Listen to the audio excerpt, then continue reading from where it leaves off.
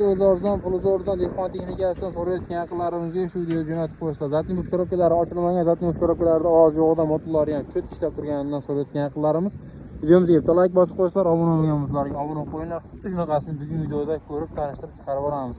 Namangan viloyati Rimroq tumanida turibdi texnikamiz, Jamashu shaharchasida ishga tayyor dehqon texnikasi. Zatimiz korobkalari umuman ochilmaganidan.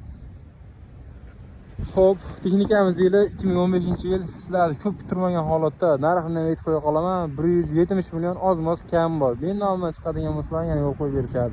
Videomizga bitta like bosing, obuna bo'lmagan bo'lsalaring obuna qo'yinglar. Shunaqa arzon texnikalarni qo'yib chiqarib boramiz. 1025 105 ta ot kuchiga ega turbo kompressor, sinxron korobka bo'ladi. Orqada ikkita silindri bo'ladi. Ular ham yaxshidan bo'ladi.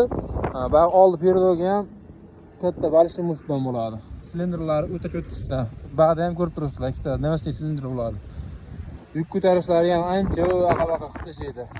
50 nomerda bo'ladi, dokumentlarda umuman muammosi yo'qdan bo'ladi yaqinda, ko'rib turibsizlar. Bitta kalit yuradi, salonlarini ham zo'r qilib qo'yishgan. Magnitofon kolonkalarni ham yaxshidan qo'yishgan. Pionerdan qo'yib qo'yishgan. Akamiz telefon nomerlari yozilgan, aloqaga chiqib ko'rasizlar.